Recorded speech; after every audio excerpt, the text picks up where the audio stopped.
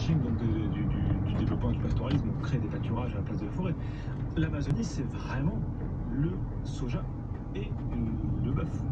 Et donc aujourd'hui, si on veut remplacer par exemple l'huile de palme par l'huile de soja, on va avoir un problème symétrique, on va juste changer de région du monde. Bon, alors finalement, il faudrait peut-être consommer du beurre ou de la margarine, je ne sais pas ce qui poserait le moins de soucis. Merci beaucoup Pierre-Marie Aubert, vous êtes chercheur en politique agricole et alimentaire à l'IDRI, l'Institut du développement durable et des relations internationales.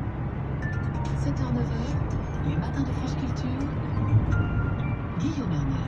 Et dans quelques instants, nous allons recevoir Mati Diop, laquelle présente aujourd'hui en salle un très beau film, Atlantique. Voici un extrait de la bande-annonce d'Atlantique.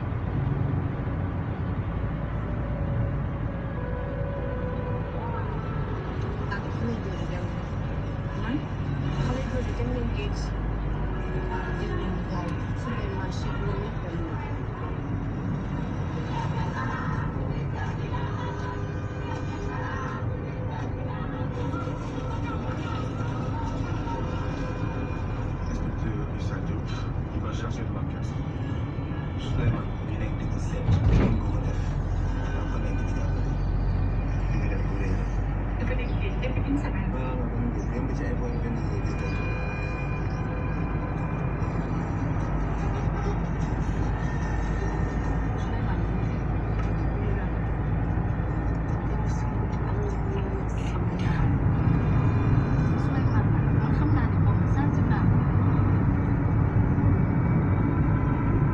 Un extrait d'Atlantique, la bande-annonce de ce film. Mati Diop, sa réalisatrice, sera notre invitée dans quelques minutes pour cette minute. En attendant, il est 7h22 et vous écoutez les matins de France Culture.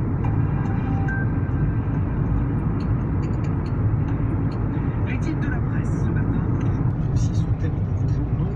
Ce matin, d'après les informations diffusées par les uns et des autres, il n'y a pas de traces de suite, pas de traces de ruissellement. C'est en tout cas ce que l'on lit dans Libération, selon le comité d'évaluation du ski final. Il est trop tôt pour dire si la fin de l'ISF a entraîné une hausse des investissements productifs, mais de nombreux gestionnaires de patrimoine en doutent déjà, écrit Libération. Ce n'est pas l'avis des Échos, puisque pour le quotidien économique, un rapport note une chute des départs de redevables de l'ISF, une amélioration de l'attractivité de la France. Il y aurait eu 376 départs de très riches en 2017 contre 632 en 2016. Et enfin, l'opinion, le journal, l'opinion, une très bonne opinion de la fin de l'ISF. La réforme doit être confirmée par l'Élysée qui tarde, écrit l'opinion. Les premiers signes encourageants de priorité à ce stade, c'est ce qu'on appelle du wishful thinking.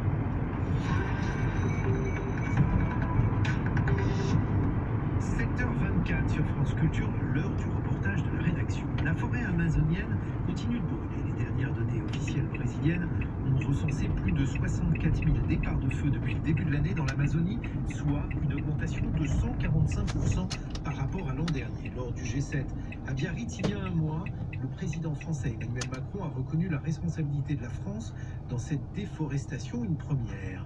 Des dizaines d'ONG ont ensuite interpellé les entreprises françaises dans 2 tribunes en les disant complices de cette déforestation.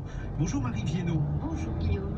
Condamner ces interpellations, l'émoi médiatique et politique autour de l'Amazonie a-t-il eu un effet à ce jour? Bien l'effet est forcément limité, la déforestation continue, mais il n'est pas nul sur les entreprises que les ONG